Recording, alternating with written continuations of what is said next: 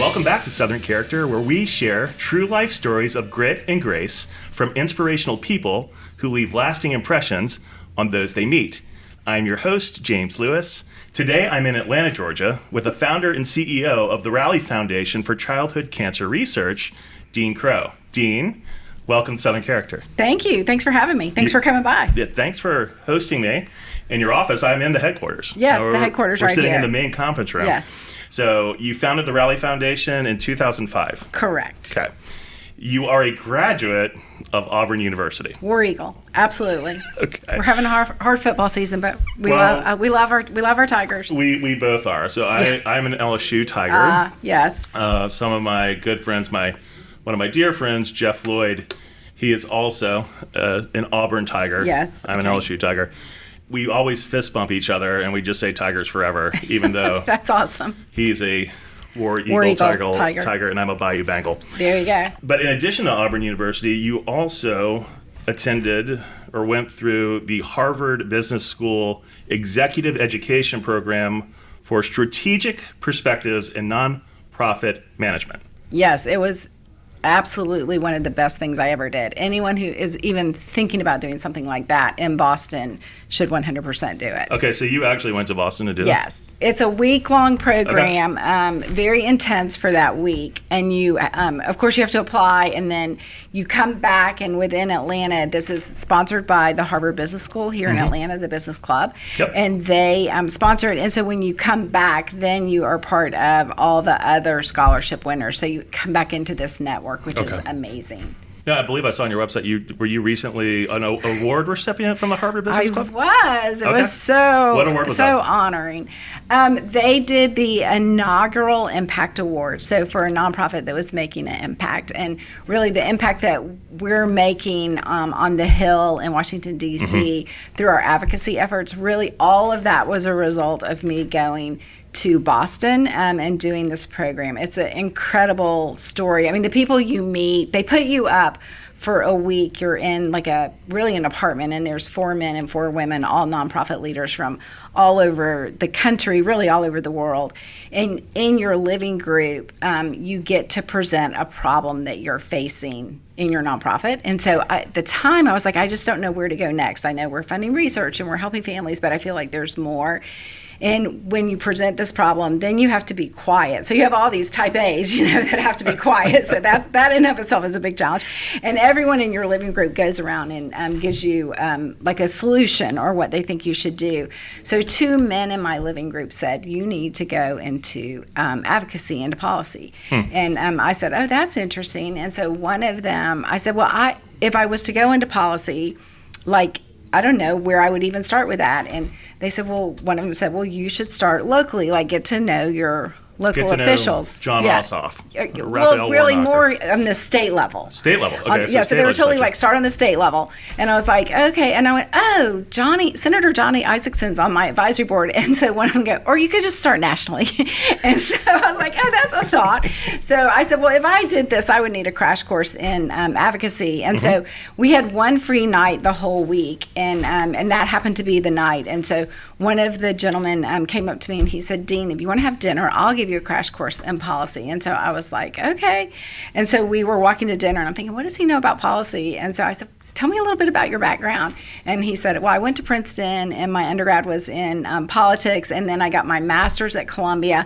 I worked on the Hill on both sides of the aisle, and then my last thing I did on the Hill is I was the undersecretary to Madam Albright. And I said, oh, so you know a little bit about policy? He goes, just a little bit, Dean, just a little bit. So he really poured into me a lot of information, and we continued to correspond. And so that's where I was like, yo, I could do this. This could be interesting. And then probably fast forward about 6 months later, I was invited to Washington, D.C. to be kind of part of a very small think tank to find funding outside of the National Institutes of Health to fund pediatric cancer research.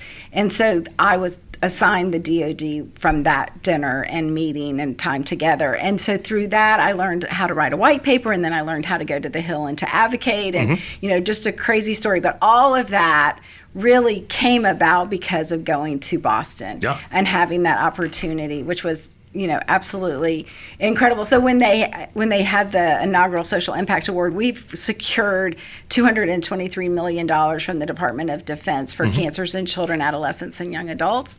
And I always tell them every year that we find out how much more we get, I add it. Like I'll find out soon what we got, and so I'll add it to the 223. And I always let them know, because really without that scholarship and without that experience, there's no way that we would be doing this. And it's such an honor to get to do it, but it's also like crazy that we get to do it. So put this in context for me. When did you do the Harvard program? Was that 2014-ish? Yes. Okay. And then probably somewhere, that was in the summer, and then somewhere probably 2015-ish, I would say, I got invited to D.C., to be part of that, and I got invited to that small think tank and a dinner. And it was there that we kind of all started brainstorming where outside of the National Institutes of Health could we secure funding? What policies could we put forward that would help move the needle for kids getting better and more updated treatments for childhood cancer? So a lot came out of that dinner that were, it's kind of crazy if you think about like what all happened in that time that we were all together. One of the things that was mentioned was we could get money from the Department of Defense. And I was like you. I was like, how are we going to do that? So the Department of Defense congressionally directed medical research program? Yes. Who on earth unearthed that one? I know who did, right? So, but was that someone in your group that was like, no, we should attack someone that? at the think tank dinner? Yes, someone knew about the DoD, and they were like, we should secure funding from the Department of Defense. And I was like you, I was like, wait, the Department of Defense is funding research, so they are funding research. And at the time, it was probably a $1.5 billion medical research program. It is directed by Congress, so Congress tells them what they're going to fund for the next year. So you have to advocate to Congress, so that's why it's congressionally directed. And then what I did is I went and looked, because the money was there, and it wasn't for me to say like, yes, we should have this, or no, we shouldn't. It's there, so I want to help the kids and I want to help the young adults. So what I did is looked at what is the census of our active military, and then I looked at what cancers are they currently funding. So at the time, they were pouring into about $330 million into breast, lung, colon, and prostate, which are the big four for adults. When you look at the census of our active military, at the time, 86% fell within the AYA age range, adolescents, young adults, which is 15 to 39, with the average age being 25 of our active military, and half of them are married and or have children. When you look at the cancers that population gets, it's not breast, lung, colon, and prostate. It is different cancers, and they weren't really researching those. So our whole tactic was that we have left behind the brave men and women defending our country when it comes to the war on cancer. So like any good soldier, we go back and get them. We didn't do it on purpose, but now that we're aware, we need to do something about it. And so that was really what struck with the members of Congress is like, yes, and we had a chart and we showed them like what the different cancers were. And then of course the cancers that kids get are completely different than the cancers that adults get. So so it was really fun and exciting. Our first year in, we got $3 million. And I was like, I was so disappointed. And then I found out that hardly anyone gets anything the first year in. So we should be really excited. And each year it just gets bigger and bigger. Right. And so as you said, since 2015, you have secured over $223 million in funding from the DoD. Let's just use all their acronyms. CDMRP. Congressionally Directed Medical Research Program, which has resulted in 153 new federally funded research projects. Yes. And I know we just kind of ran out of the barn there, so I do want to circle back. Let's go back to, we can come back to your pre-Rally Foundation life in a minute, but since we're already so deep in the Rally Foundation, let's just take a half a step back. And will you please share your story about what inspired you to start the Rally Foundation? So that's a cool story, and kind of what I would have to say is a God story. My husband was coaching a baseball team. My son was this is in East Cobb? We were playing East Cobb baseball. So for any baseball fans out there, baseball for crazy peoples, because all these kids are going to go pro. Oh wait, hardly any of them do. But So is this like the Pope Walton circuit? What are we talking about? Oh yeah, we're on that circuit. Yeah, we were on that circuit and playing East Cobb baseball. So my son, actually William, went to Walton, and my son Jonathan, who was William's age, went to Pope. And, you pull together these summer teams. Well, you pull together teams and then you play all year, but then you travel all summer together.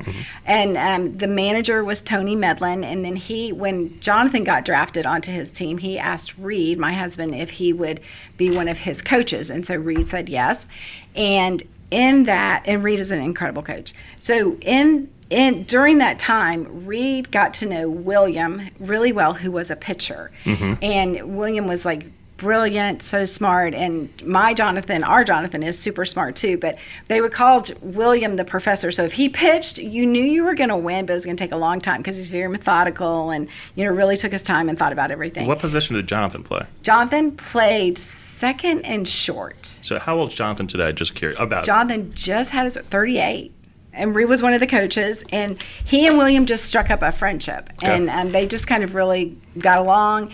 And were talking in the dugout one day, and William mentioned that the Patriot was coming out, and then and Reed said, "Oh, I want to see the Patriot," and William said, "I want to see the Patriot," and so then it came out, and the phone rang one evening, and it was William, and he said, "Can I speak to Coach?" And I was like, "Sure." So I got Reed, and he said, "Coach, the Patriot came out today." And Reed said, "Oh, that's exciting." And he said, "Well, do you want to go?" And Reed was like, do you mean Jonathan?" And he goes, "Well, Jonathan can come, but you said you wanted to go, and I want to go." And so Reed said, "Okay, we'll go." And so he picked him up, and they just had that kind of friendship. So It was really sweet.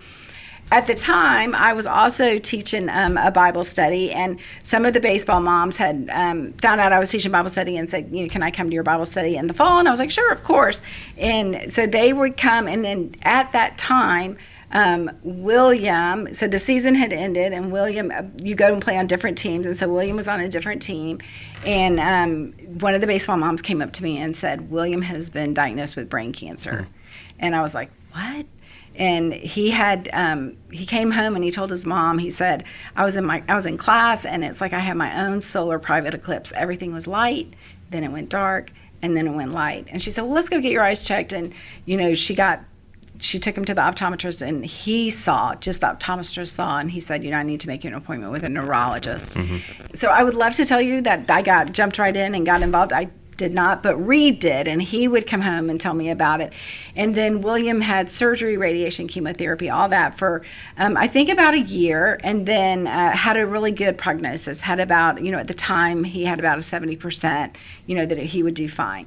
And it was about 18 months later that one of the ladies came up to me at the Bible study and said, "William has relapsed." And I was like, oh my gosh. And I told Reed, and then a few days later, one of the moms called me and said, "They're going to do a prayer circle in William's driveway. Will you come?" And I was like, "Of course." And I remember driving over there, James, and I was like, "Oh, Lord, let there be like 10 or 15 people here." And I pulled up, and there had to be 80 people. Wow. And, we stood in William's driveway or in his yard in a big circle and prayed. And then when it was over, we went up, and one of the baseball moms, Becky Caraway, who wasn't in my Bible study, but one of the baseball moms, said to Nancy, "What can we do to help you?" And she said, "I don't need dinner. I don't need my yard mowed. I don't need money. I'm just so angry at God that William relapsed, and we get one shot to save him. And if it doesn't work, he's dead." And Becky Caraway looked at Nancy, and she said, "Okay, then we're going to meet in your driveway every Monday, Wednesday, and Friday and pray you through treatment." Now, I'm the Bible study teacher. I'm like, every Monday, Wednesday, and Friday at 9:30 and pray you through treatment?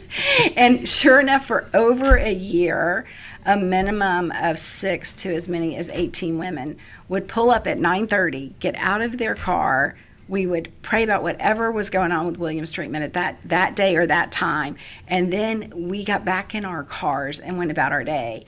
And this is, I'm telling you, every different faith that you can imagine, all different schools, all different types of people in this prayer circle. But you knew you were part of something crazy cool, because it never turned in, "Could you pray for my kid?" or "Could you pray about this?" or we were so laser focused for over a year. And so it was through that I really got involved. I would say I probably averaged once a week to the prayer circle. And then one Sunday, Nancy posted William's mom on Facebook, which was on Caring Bridge, and that William had almost died from a transfusion. And I don't know why, but I told Reed, I said, "I just really feel like we should go to the hospital."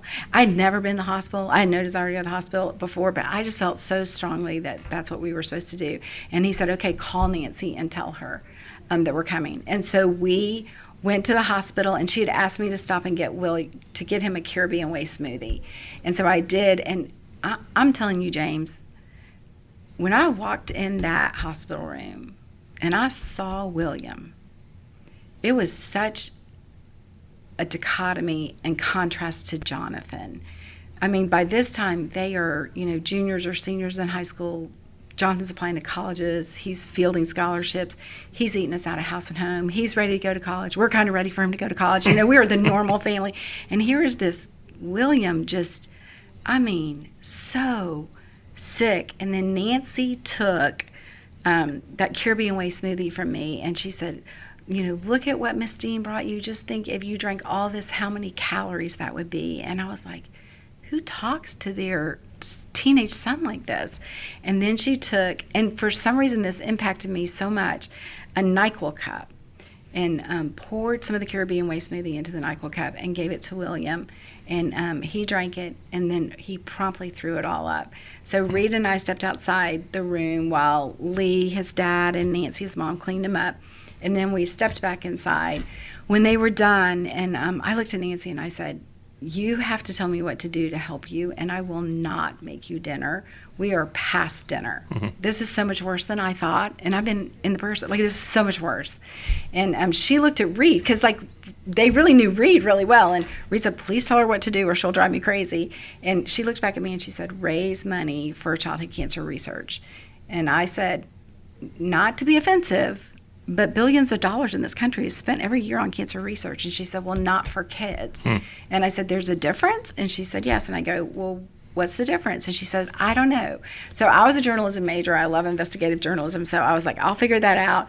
And I said, okay, but you want me to raise money for brain tumors, right? And she was like, no, I want you to raise money for all the different types of childhood cancer, because every family in this hospital needs hope and they need help. And I said, okay. I said, so you want me to raise money for this hospital, right? And she went, no. And I looked at William, I go, I'm 0 for 3. Your mother just struck me out, by the way. And she said, I want you to fund the best research you can find. I don't care where it is. Right. So, and then I looked at William's dad and I said, what can I do to help you? And he said, you can feed the families in the hospital. And I was like, well, okay, they bring food to the room. And he said, well, they bring food for William. For the patient. For the patient, but not for the families. Mm-hmm. And he said, well, we can afford to get food for us. There's a lot of families here who can't. To date, we have given away $35 million in research grants, and then we have provided about 150,000 meals to families in the hospital, and we do that in 4 different states. Okay. So where are the states that where that happens? Georgia, Tennessee, Florida, and Utah. In Utah. Yes. Wow. Okay. So why Utah? I know, because Emma Strong, who worked for me, if you're listening, Emma, you are a salty girl, because she left Atlanta to go to Utah, but she's doing great work out there for Raleigh, and we love her. Okay. So that's how it kind of happened in Utah. Okay. But that's really how Raleigh was born. So is that where you have offices in each one of Yes. those states? Now, Yes. what about I saw something about the Gulf Coast. Is that? That's Pensacola. Pensacola. Yeah, Okay. that's Florida. Yes. All right. So Nashville, Pensacola, Utah, Salt and Lake, Atlanta. And Atlanta. Okay. Yeah. Cancer doesn't discriminate. It impacts so many people in our lives, but there's so many interesting factoids and great information on your site. So Thank you. Cancer, on your site, cancer is the #1 disease killer of kids in America. Yes. I did not know that. 47 kids are diagnosed with cancer every day.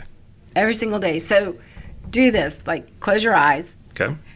and picture a classroom of kids laughing and playing. Okay. And now picture the classroom next door of kids laughing and playing. Okay, Yep. Open your eyes. That's about 47 kids. Mm-hmm. So today in America, 47 families heard the devastating news that their child has cancer. And all 47 families have the exact same question for their doctor. What are you going to do to make my baby better? And Raleigh exists so those doctors will have amazing curative answers for those kids. Mm-hmm. That's impressive. I'm not going to go too heavy on the stat junkie, but I'm going to give a couple more because these really jumped out at me. One of the stats on your website is in 28 years, only 6 drugs were FDA approved for childhood cancer versus 200 adult cancer drugs in 6 years. That's staggering. One of the things that impressed me the most, and I love this stat, 93 cents, or 93%, but literally the way it is 93 cents. 93 cents of every dollar that you raise money, like please contribute to this great cause. 93 cents of every dollar goes to supporting the mission. Yes, 100%. That is our goal.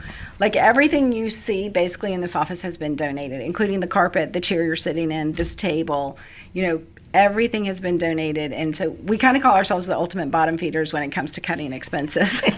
So we do everything we can to keep our expenses low because what I don't know and what you don't know is what dollar is it that's going to cure the cancer? Right. And what dollar is it that's going to move the needle in treatment? So for every dollar that we can put toward a research project or help a family with, that is most important. Right. And, I know we talked about the DOD funding. That $223 million, it doesn't come to Rally. Right. It goes directly to the researchers, nor would I really want to manage a big government grant like that. So it's fine that it goes directly to the researchers. But what we do is we like to go in early. We like to have kind of that novel idea, and we like to stick with the idea as long as it's making progress. Every grant that we make at Rally is dual peer reviewed. So when you apply to Rally, 2 different experts in that field look at your grant application and they score it. And based on the score is how we decide what we're going to fund. And and we have a very large medical advisory board, probably 70 doctors on it. And some of my phone calls that are not the most fun are when I have to call and tell one of them they did not get funded. But, we take it very seriously. And so we're not going to fund you unless you are approved by the medical advisory board. And then to continue to fund you, you have to continue to make progress and reapply. Okay. So we're very... we take the dollar donor very seriously. I think the biggest compliment that we have probably gotten is we were at a dinner in Washington, D.C., and the gentleman sitting next to us, we turned to introduce ourselves, and he said, "Oh, I know who y'all are, and I know who Rally is." And I was like, "You do?" And he said, "Yes." He goes, "I'm one of the head recruiting doctors for St. Jude, and when I see a doctor that we're recruiting has gotten a grant from St. Jude, I move them to the top of the pile." You mean a grant from the Rally Foundation? Yeah, from the Rally Foundation, Okay. Yes. So that was, I definitely want to dive a little more into that. But it's interesting, though, because so many people, they want to give charitably Yes. and they want to volunteer charitably. But some people say, look, I don't want to go somewhere and work. I don't want to volunteer, but I'm happy to share my treasure. I'm happy to Yes. give $1, but I want to make sure whoever I give it to is going to be a good steward of that dollar. And that's probably one of the most impressive stats I've ever seen. Just 93 cents of every dollar is going Yes. to the mission. And we have a perfect score from Charity Navigator, who is a watchdog. Yeah, so that's the other. I mean, you're rated Yes. as one of America's best charities. Yes. 4-star rating from Charity Navigator. Yes. You have a platinum guide star. Yes. Guide star or guide star? Guide Star. You have a platinum guide star. Like North rating. Star, Guide Star. And you're consistently recognized as one of the best charities in America by the Independent Charities of America. Yes. Which is, they only recognize like less than 1% of all the charities out Yes. there. So that's Yes. that's a really big deal. And when you talk about the efficiency of that dollar, to your point, you've awarded $35 million to childhood cancer research grants, which have funded over 597 projects in hospitals and institutions around the world. That's all since Correct. 2005. Yes. And what's interesting to me, so like when I look at your website, your awards that you gave out in 2024, $5 million was awarded Last year. but it went to 74 different researchers. So it's not like you're just like picking out one person, and you're looking at brain and central nervous system cancers, solid tumors. You're looking at you're Across really the board. spreading Blood the wealth. cancers, yes. And there's so many different institutions, whether it's Children's Philly or Baylor. I mean, there are all these different leading edge schools and institutions that you're going to. Just, I don't know. I mean, I'm talking too much. Talk to me more about that. No, I love it. I love that you dove so deep in. Well, it's really there's such great research going on, and being a part of what's happening. I think what I love is that we do go in early and we stick with it. So we make grants really based on merit. So yes, we really are in the leading institutions for sure, but we also have made grants to kind of much smaller institutions, and they've done some great work. So I would say we are very merit based. Okay. I think one of the things that I am most proud of is we make our grants through a website called Proposal Central. So in a way, it's like the Amazon or the Salesforce for researchers, for nerds. They all know what it is, and they're very familiar with it. They have an algorithm on Proposal Central, another nerdy word. I love algorithms. Oh, good. You have me an algorithm. Yeah, exactly. Algorithm. So they have an algorithm on Proposal Central, which will show you what your investment, since when you invested in a project, what your total investment has grown to. So yeah, isn't that cool? So we go in a lot of times very early, and sometimes we're the first funder that goes in.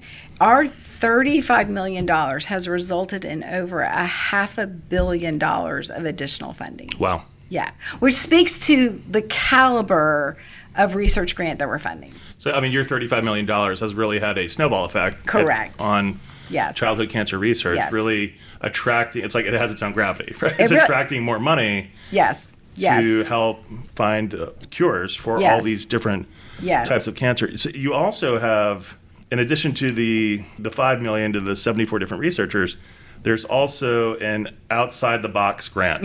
Tell me about the outside-the-box grant. What's that all about? So that is, I think all the researchers, a lot of times when you're applying for research, you've got to have all your preclinical data. So before you're going to apply, you've got to build your case, and it's kind of like you have a case study, I would say. And you're going to apply on that data, even for a very novel, very new idea. Outside the box, you can apply, and you don't have to have any data. And so it's that piece of paper that the researcher has on the side of his desk that he's just scratched out like in chicken scratch one day, and he's like, this could work, and at some time I'm going to get around to it, but I need to get the data so I can apply.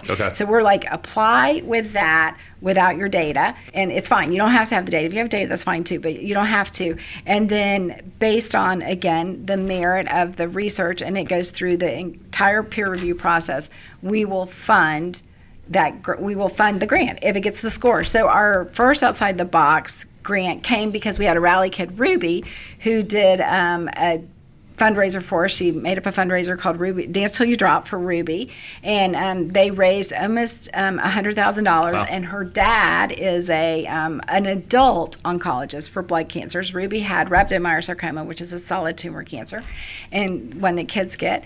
And so her dad, being an oncologist, I said, okay, what do you want to do with this money? Like, what do you want to fund? You want to fund rhabdo? And he said yes, but he goes, I really want to fund that idea on the side of the doctor's, desk. And I was like, we should do an outside the box grant. And so that was the very first one. And we ended up with 2 different projects that they tied. So they tied about as good as you can get. And so I called Jonathan, Dr. Kaufman, and I said, Jonathan, here, I'm going to send you these 2 projects, because he's on our medical advisory board. Of course, he didn't score those because that would have been a conflict of interest, because he's already signed confidentiality agreements. And you pick one. So one was Sam Volchenbaum out of Chicago, and the other was Adam Durbin, who at the time was a fellow or first year out of fellowship at Boston. Now he's at St. Jude. So they were tied, and I, kind of thought, well, I think Jonathan's going to probably go with Dr. Durbin. And I remember Jonathan calling me, and he said, I'm going to go with Sam Volchenbaum. And I was like, cool. And I said, do you want to call and tell him? And he said yes. So Sam's idea was to create a database that had a common language for all the different research out there. So if you think about it, if you're doing a research project and I'm doing a research project, we could just something so simple as, what is the age of your patient? Well, age could be AAGE. It could be an A. It could be, whatever. And what about male, female? M, F, male, female, boy, girl, B, G. So he had this idea that if he did a common language for all the research projects that are out there, put it into a central database, then all that information is readily available. It was a brilliant idea. Right. So we funded him for $50,000 for that for, I think, 2 years. So we were committed for 100. And now he is basically blowing it up all over the world and he has databases for multiple cancers with common language. And it is just, he is making a world of difference. But it all started with that little bitty seed funding that came from the Outside the Box. And then I felt so bad for poor Adam Durbin, over there, who had the same score. So we figured out a way to fund Adam too. And he was doing some research on rhabdomyosarcoma that also crossed over into another childhood cancer, neuroblastoma. And the research that we helped to fund for him is about to be funded by the NIH. Wow. So I love the Outside the Box. Thanks for asking about it. No, that's fine. You're welcome. I love asking questions. Here's one for you because I don't know the answer to this, and if this makes me sound ignorant, I'm gonna ask it anyway. As far as St. Jude goes, do they only provide treatment or do they do research as well? Oh, they do research. Okay. Yeah. So do you ever award to St. Jude, or yes. are they so big that they already have enough? Well, they are so big and they do have a lot of money, but they apply, and if they get the score, then we definitely do fund them. Okay. Yes. No, I was just curious. I just wasn't sure. Yes. Because most people, when I talk to them, if I want to help children, like St. Jude is the first thing people typically say. So but I thought maybe it was just a treatment facility, but they also do research as well. Okay, I did not know that. Yes. Rally funded research, right? What have these dollars gone to go on to do? And these were some pretty interesting stats, right? Like 63% of Rally funded research has been published in journals and presented at conferences. I mean, you guys are making a really difference, a big difference. 50% of Rally funded research has advanced to federal funding, right? Yes. You've had 24% of Rally-funded research, hit clinical trials. So you guys really are, moving the meter here. When you look at all the different ways that you all get contributions. Yes. Are you mainly dialing for dollars? Is it the corporate sponsorships? Is it your spokespeople? All the above? Like, how are you all raising money? Yeah, money. Yeah. Well, one, by telling the story, right, and making people aware that kids get different cancers than adults, because a lot of times, and that there's funding going on all around the world, and that people collaborate together. We do it through, we do have events, and we have great corporate sponsorship, for our events, and we do events in all of our cities. We're about to do our first big event in Utah. Next spring, I believe, is when that's scheduled to go. But we also do a lot of grassroots fundraising, which is great, and we love that. Like Ruby's Dance Till You Drop. It was a grassroots fundraiser. We have something called the 47 Faces of Rally, where Rally families will raise money during the month of September, and they will, do that in honor of their child. We have a program called Rally Fit, and what we ask people to do is, and this would be a great thing to do in January, since we are in January, and everyone's going to be New Year's resolution. Here right? you go, yeah. So we ask people to dedicate their next 47 days of fitness in honor of the 47 kids diagnosed with cancer, and they can select one kid if they want to rally for those 47 workouts, and then we set them up a fundraising page where they then reach out to their friends and ask their friends to support their page during these 47 workouts. And so that, it's amazing. That raises money. We have another program that started at Pope High School. There was a kid when Rally was first getting started, Matt Hobby, who was diagnosed with cancer with Ewing sarcoma, which is a bone cancer. He's a big football player. And the one time the mom called me, one of the moms who was on the football booster club called me and said, we want to do something for Matt, and his mom wants to do it for Rally. And we want to do something at a football game, so what could we do? And so I was like, well... And, this is back when Rally was so little. Like, I think I was sitting on my den floor at the time, taking calls from the office of the den floor. So, any I have one of those. Any entrepreneur knows that those days, that remembers those days. My dining room table, my wife loves it. Exactly, yes. That's where I fill orders. Exactly, 100%. And so I was like, well, what does football have? It has touchdowns, and it has yardages, and it has field goals, and it has 4 quarters. Like, 4 quarters, we could do 4 quarters. So we started this program called 4 Quarters for research, and that program raises a ton of money, and it's done in elementary schools and in middle schools and in high schools. And we have some schools that send in $200, and then we have other schools that send in close to $30,000. So it really, all of that also adds up, and it makes a big difference. So there's tons of ways to be involved. And it really is through, yes, corporate sponsorships, through individual, what you would call a major donor. It's through the fundraisers, the grassroots fundraisers, all the different things that we do, make a difference. And there's a way that everybody can help. That's what's so great. Yes. Well, so in Atlanta, do you have 2 events a year, or is it 1 event a year? I saw Rally on the Runway and the Rally Benefit Bash. So those are signature events. Okay. And we have 2 in Atlanta. We have Rally on the Runway, which is in the spring, and the Atlanta football captain, Grady Jarrett. Yeah, Grady Jarrett. He's the best. He is the honorary chair of that event and has hosted it for us for the past 3 or 4 years, and does a great job. And the kids love him, and he loves the kids, and he's a great guy. So great. And then we have the Benefit Bash, which is in the fall, which is in November. We have guests that come to either the Bash or to Rally on the Runway. In Nashville, we have Rally on the Runway, and they also have a songwriters night, which is super cool. Interesting. Yeah, very interesting and a great event, super fun. And then in Pensacola, they do Rally on the Runway. And then Pensacola is one of the most giving cities in all the world, I think, not even America. They have stuff where they're raising money all the time for different charities, and Rally really has taken root there in Pensacola, and thanks to Cindy Bonner, who was the founder of Rally Pensacola, and she has really integrated it into, and she's done all this as a volunteer. I mean, totally crazy. We do have paid staff down there. Okay, I was going to say, are the majority of your people volunteers, or no? What's The founder of Rally Pensacola and the founder of Rally Nashville, both are just volunteers. Wow. So Cindy has really integrated Rally into the whole ecosystem, I would say, of how Giving Pensacola is. So I think they have an event every day in Pensacola to do something to raise money for something, and Rally often benefits from that. And then we're going to start a walk out in Utah. We're going to have our first Rally walk in the spring. It's so easy for people to talk themselves out of giving. Like, well, it's what can my $100 really do? And one of the things that I loved on your website is you kind of itemize from $50,000 all the way down to $100. Yeah. What a gift of $100 can do, what a gift of $500 can do.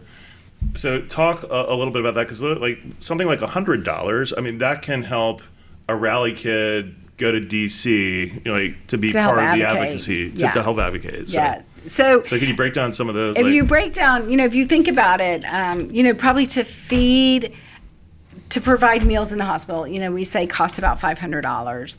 And so that is huge. And if you think about the financial toll on families being diagnosed with childhood cancer, usually you probably have a dual working family, and one of them is going to have to quit their job. So you lose all of that income, and then you are having to, go to the hospital, go to doctor's appointments, and that's a huge expense, and then you're having to eat out a lot, and all those kind of things. So the $500 that someone gives, they might be like, but it's only $500, but it makes a huge difference, because then we get to provide them with a meal and take care of them. You could, families, we also do some family support where we help to pay the mortgages or the rent or the cell phone or the car payment or the car insurance, and we pay the vendor directly. We never give cash to a family. No. And you help people travel. And we help people, one of the things that, and all of it adds up. But some of my favorite things, of course, I love getting the big $50,000 and the $100,000 and the $1 million donations. Those are great. Please keep those coming. You've had a single $1 million donation before? Has someone ever a couple of times. Really? Yeah, it's very fun. Wow. Very fun. But some of my favorite gifts are when we get the check from the little old lady who's still writing a check in her perfect cursive handwriting, and it's like $25. And I love it. I'm like, I love it. Or the little kid that comes in with their little envelope of change from a popsicle stand that they did. I love it. And that money, it's just as important. It's just as important because it makes a difference in what we're able to do. And so no matter what you can give, every dollar we take very seriously, and we think that could be, like I said earlier, the dollar that cures cancer. And we do help families get to treatment.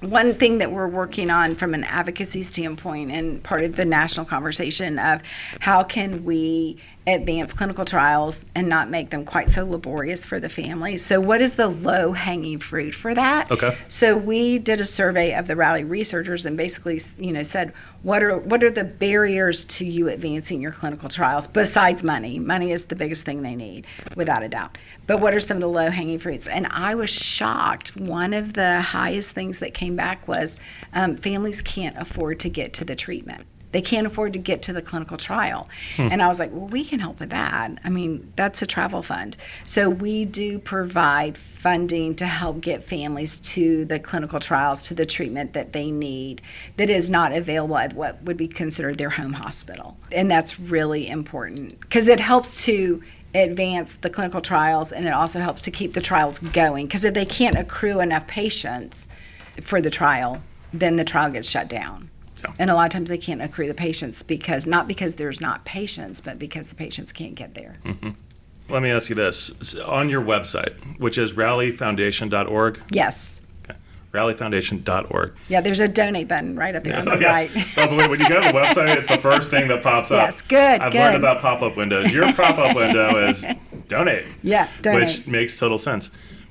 On the blog section of your website, you share stories of Rally kids. You can also register to be a Rally kid. Yes. And I just tried to estimate. I mean, it looked like just on your website, rallyfoundation.org, Rally kids, there are easily over 450 plus kids. Yeah. How many Rally kids are there right now? Too many. Yeah. Too many. Way too many. Way too many. And every day we get more kids that sign up. But we love when the families sign up with us. And I just want to say, anyone can be a Rally kid. You are not invited to be a Rally kid. The only, sadly, requirement to be a Rally kid is that you had to have had childhood cancer, which is cancer diagnosed from basically 0 to 19. Mm-hmm. But if you were 99 years old and you had childhood cancer, you can be a Rally kid. And we would love for you to be a Rally kid. And if anybody's listening out there and you are a survivor of childhood cancer, please reach out to us and at least let us share your story, because your story that you are alive and thriving and doing well means more to these parents than you will ever know. Yep. And those are stories we love to share. And the kids too, right? I mean, it gives the kids hope, I would think. But the parents. Yeah. Not too long ago, I actually got to record an episode with Greg Russell, who the Pied Piper of Harbortown. He plays the guitar under the Liberty Oak tree. Yeah. And his wife, Lindy, together they start a foundation when Lindy Russell runs it. It's called Hilton Head Heroes. And so families that have had, just horrific terminal diagnoses or just really bad diagnoses. So many families per year, come to the beach, spend a week here. I knew they did something similar for 38. Do you guys ever partner with organizations like that to help Rally kids go 100%. To 38 or Hilton Head or whatever? We partner with several. One of the things that I think I'm really thrilled about that Rally does that's part of our culture is we're extremely collaborative. So we have a litmus test, though, for everything. And I don't apologize for the litmus test. It is, if it's legal, ethical, or moral, we'll say yes. But it has to be all three. Okay, so that's fair. So that's fair, right? What's wrong with that? Exactly. So a foundation has to have standards. So that's our standard. If it's legal, ethical, and moral, we'll say yes. So there's several organizations that do great things for kids, and they provide beach trips, or they provide photo shoots, or they provide trips, and we will partner with them, and we will open up our Rolodex and set kids of open up our kids and talk to the parents first. We never share information without the parents' permission, right. But say this could be a kid that would be a great fit for this. So, you should have seen our office at Christmas time. And we had so many people that wanted to, adopt a Rally family for Christmas. And, I mean, these kids are going to have, and families, because we are if you're going to adopt a Rally kid for Christmas or Hanukkah, you've got to adopt the whole family. And, I mean, some of these people are just going to our families are going to have the most amazing Christmas mornings. I mean, sometimes some of them, I mean, literally 2 or 3 cars have to help bring all the gifts, because there's that many gifts that are being given to them, to this one family. wonderful. multiple families, but to the family. So, so anyway, yes, it is very. So we're very collaborative with other organizations, and I think that's super important. I don't know that it's always been that way in the nonprofit world, but that's important to rally, because I do feel like we're stronger together than we are apart.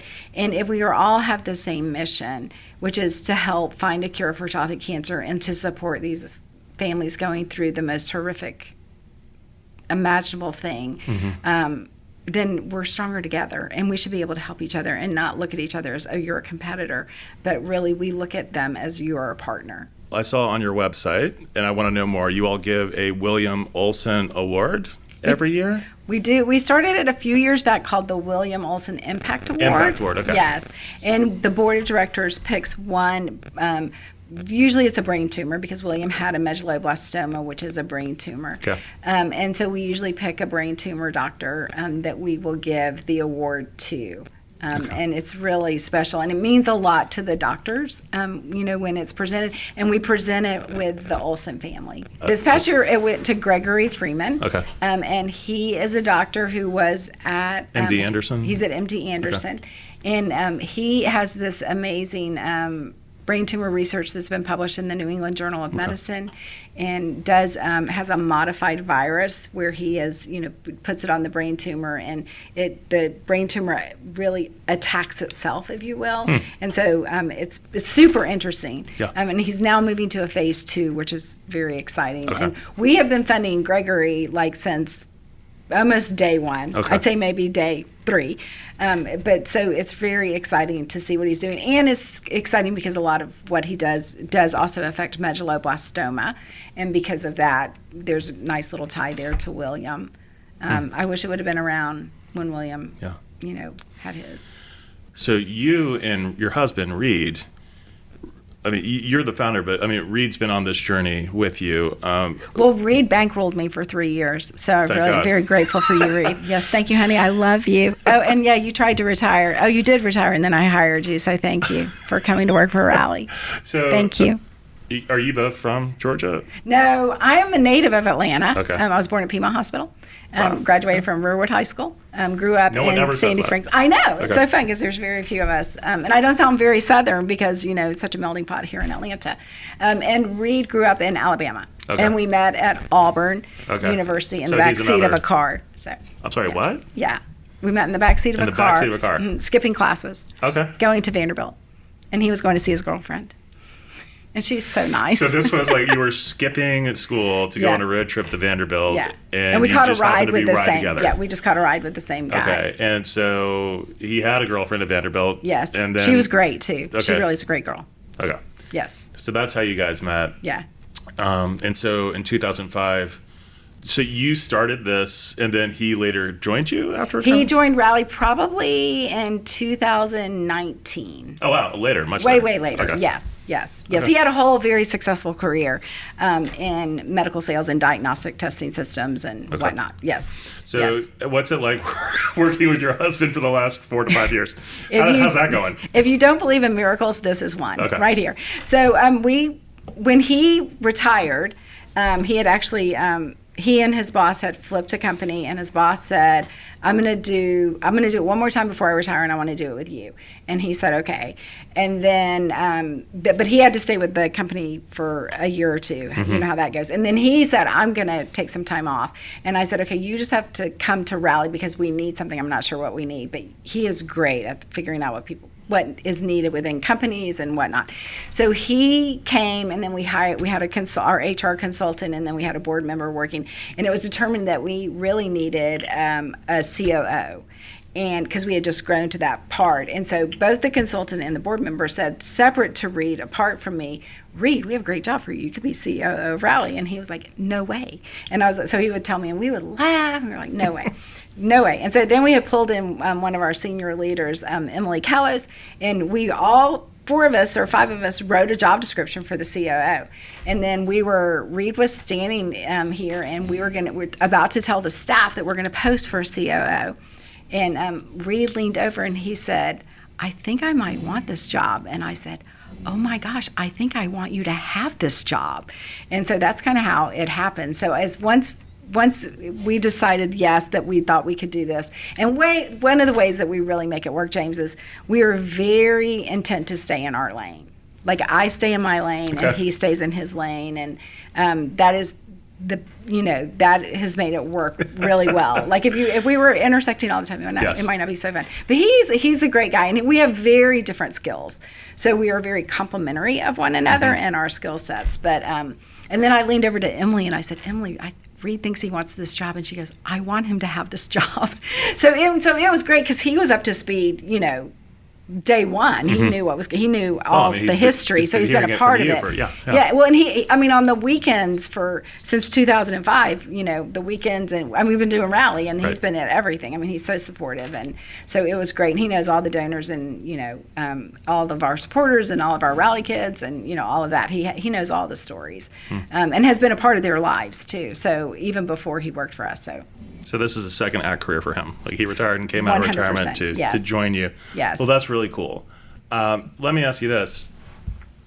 This has to be emotionally draining, right? Yes. Just dealing, it's a very real thing, but it's a very hard thing to deal with. And I'm sure it takes an emotional toll on you guys when you need a break. Hopefully I need to recharge. I need to get out of Dodge for a minute. Like where do you and Reed go to just get out of town, relax, and just unplug for a little bit? Just curious. So, great question. And it, I will say at Rally, you have the highest of the highs and the lowest of the lows. You celebrate kids that are, like last year we had 3 Rally kids that had babies. Wow. Which was so amazing and so exciting. That's really cool. So cool, which meant they had gone to college, graduated, were in a career, got married, and then had babies. And it was just like the ultimate. And it was super sweet to have your phone ping, and there's a picture of the Rally kid holding a baby, and I'm like, oh my gosh, that's your baby. And then the lowest of the lows is when a kid dies, and I think really prior to that, not only is probably the kid not going to make it, what that end is going to look like, and then what that family is going to face for the next few years. And it is devastatingly so difficult. So to recharge, we really try to take care of, our staff's mental health and our own mental health. But if I got to leave town and go anywhere, I would go either to the beach, because I love the beach, and I also love to go to like the mountains, like the national parks. National parks. Yeah, okay. Yeah. I love to go and hike and walk. I love to do that. What's your favorite beach? What's your favorite spot? If you had to pick one. Just curious. I want a beach where I can walk the beach. So that's beach. Really what matters. A walkable beach. 38 is so pretty, but it's hard to walk. It's hard to walk. I grew up, my grandparents had a condo at Ormond Beach, so I have a soft spot for Ormond Beach because I loved my grandmother so much. Where's Ormond Beach?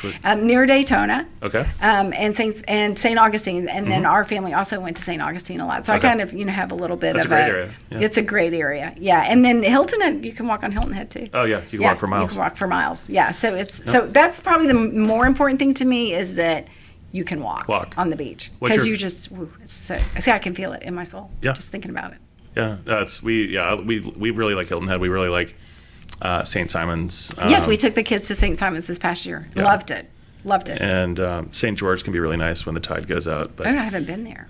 Yeah, St. George is right along the Forgotten Coast. Okay, maybe that's why I haven't been there. This is not a plug. If you do want to check out our website, on our website, retiresouthern.com, we have an article. It's a whole series called the Forgotten Coast series, or the Forgotten Coast stories. So there's a whole article on St. George Island, how to do it, or how we do it. But what's your favorite national park? What's your favorite mountain spot? I have kids that live in Denver, so I'm partial to the Rockies just because they're there. Yep. But I really do love the Tetons. Mm-hmm. Okay. For you and Reed, you've been doing this for 20 years now. Yes. And Reed stepped in, 4 to 5 years ago. Well, stepped in full time. 4 to 5 years ago. As a job. Sorry, Reed. I'm not trying to discredit anything that you're doing here. What do you think not that you could pick one moment or one thing, but what's been the most rewarding thing for you on this journey so far? Gosh. I know that's not a fair question, but yeah, there's so many. I really couldn't narrow it down to one, No, about you don't. 3 or 4 things popped in my head Yeah, at go one ahead. time. One, just the honor that it is that these families walk alongside of you and want you as part of their journey. And they trust you and they turn to you in their really dark, deep times. And then they also turn and share their joys with you. So you kind of, sometimes they're like, you understand. I'm like, I don't understand because, my kid never had cancer, thank the Lord. But I'm probably like the aunt that your sister, that probably does understand a lot about what's going on. But just the honor of the families inviting us in. Seeing research make progress and seeing research make progress that we have helped to fund is super exciting. Have you seen the impact of your dollars with mortality rates of any certain type of childhood cancer coming down because of things? Okay. Yes, for that sure. Has to feel amazing. Amazing. And then we know kids who have received Rally funded treatment, that research that Rally funded that is developed up into frontline treatments. And so that's super exciting. I'm so honored to work with our staff. We have such an amazing staff, and they pour their heart and their soul into their jobs, and they care so deeply, but they also know that we have like this super high standard to do everything with excellence, and they're willing to embrace that, and they want to embrace that, and then sometimes they challenge me to embrace it, which is really fun, and we just all laugh. I'm like, oh, you're that's great that you're calling me out on that, and it really is fun. So they're super talented. Are any of your staff members childhood cancer survivors? I'm curious. Not currently, but we have had some. Okay. Yes, not currently, but we have had some. And we have some that have boyfriends or spouses that are survivors. Yes. Okay. And we have a parent. We have a couple of parents that work for us Okay. that are childhood cancer. Their children are survivors. Yes. Right. So that is great. And the DoD work that just to be a part of what's going on up there and to really be able to have see that funding come through for the researchers. That's $223 million that wasn't going to get funded, for cancers in children, adolescents, and young adults. So that's really very, very rewarding. Okay. It's like today we had a kid who I knew when she was like in kindergarten, fighting cancer, and she's a senior in high school, and she said, I want to give back, and what can I do? And we pulled up a picture of, or her mom sent a picture of her when she was in treatment, and then a picture of her today, and it's just that's really rewarding to know that like we've kept up with that family kind of, but not real closely, but we were close enough that it was not even a problem for them to text and say, hey, I want to do this, and totally so exciting. And that's just rewarding to know that like you were a part of one of the hardest times of their life, and then now they've had some space to catch some breath, which is totally, I always say, give them as much time as they want, and they may never come back, and that's fine. We will love on you when you need it. But then to have them come back so many years later and say, she wants to do something before she graduates from high school, and what can she do? And then to make that happen, but to see that is really so many rewarding moments. But like you said, also so many hard, difficult. You mentioned our benefit bash, and we had it this past year. We had 2 amazing corporate chairs. Alan Bellamere from Delta Airlines, he's the president of Delta International, and then we had Sean Fallman, who's the president and founder and CEO of Altium Packaging, and they worked super hard, and they blew away their goal and raised. The goal was 3.1, and they're overachievers, and I hope they continue to overachieve with Rally.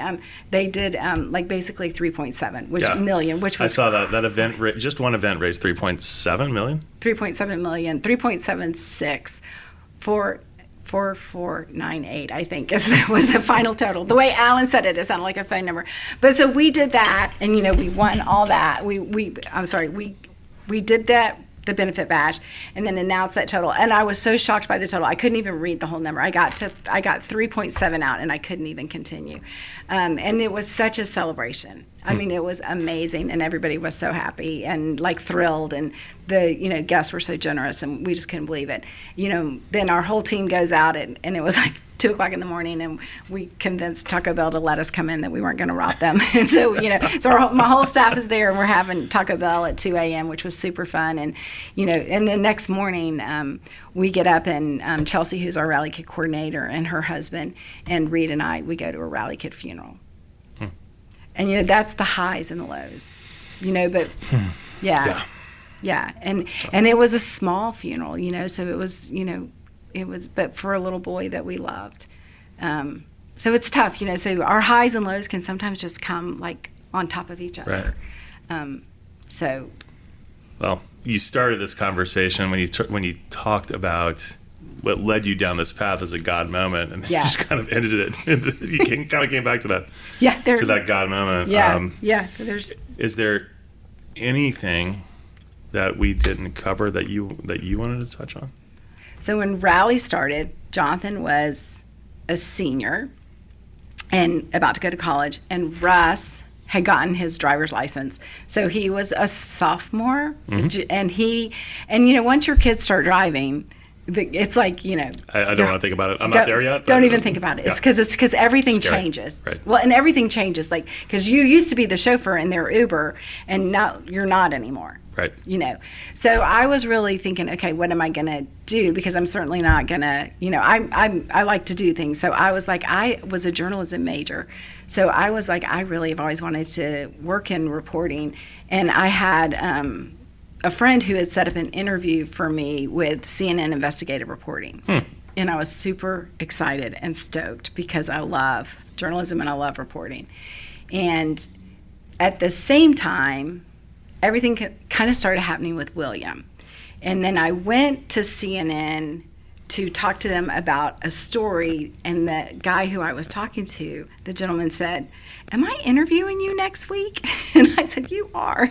And he said, "Well, let's see where this goes, because this seems super interesting." And he dove into the story that I was telling him about.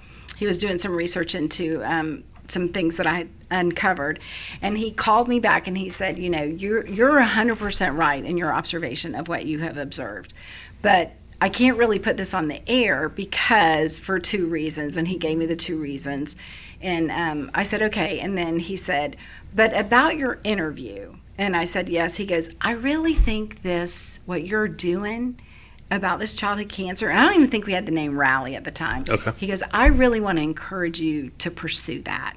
And if it doesn't work out, call me back. I promise I'll interview you. And I promise. And I think it would turn out well for you. But I really think you should see where this leads, because I think you are on the brink of doing something really important. And, when you're at that time in your life where you're kind of at a crossroads, I really thought I was probably going to be doing reporting.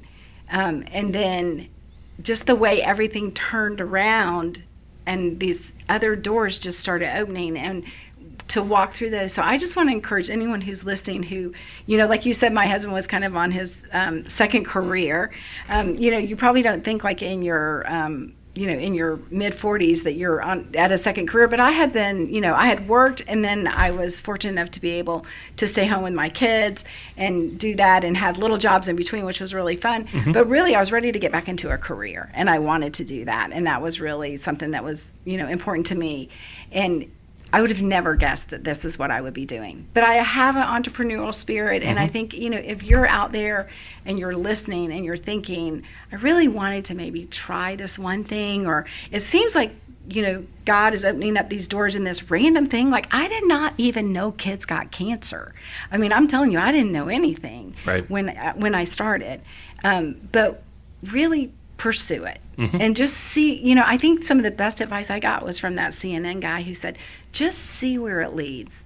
And, the thing is if it doesn't lead to anything, this is all going to be right here. Right. We're still going to be here. So, really be willing to see where it leads and what doors open. And you just never know. And I am thrilled that I got to do Rally. And I'm so happy that it was part of, I really do believe it was part of God's plan, because, it's crazy that we get to do this. It's so great. Some people say, tongue in cheek, "Well, I'm doing God's work." You're truly doing, God's work. It's really amazing what you're doing here, and just the numbers speak for themselves. So please don't ever stop doing what you're doing. Well, to get to build a business the way you would want to, and to impact the culture of the business, from how you take care of the finances to pouring into your people. To then getting to care for families, who receive the most devastating news ever. It really is an honor, even though it can be really hard. But it's crazy that we get to do this, and we are very blessed to be able to be a part of it and to help all families fighting cancer with a kid. I do have a parting gift for you, since you are a baseball family. Yes, we are. Hopefully you're into hats. And so these are the hats. Anyone that is a guest of Southern Character, as I told you, there's retiresouthern.com. We have articles, travel, lifestyle. Southern Character is the podcast that goes along with it. So on the front of each hat, there's the Retire Southern patch. And then on the back, there's an embroidered Southern Character. Nice. So there's green and black. This one's called the Campfire. Yes.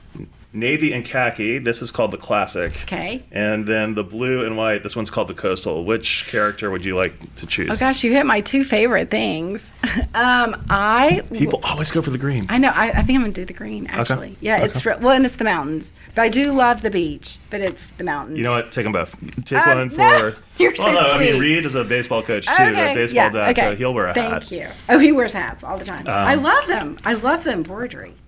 Yes. Yeah, that's a good hat. That is the Ferrari of trucker hats. I was going to say, this is a great hat. Yes. Yeah. Yes. No, it handles well in the turns. You're going to like it at the beach. You're going to like it in the mountains. Thank you. If you enjoyed this episode of Southern Character, please share it with family and friends. Be sure to visit our website, retiresouthern.com, and subscribe to our monthly newsletter so you don't miss a thing.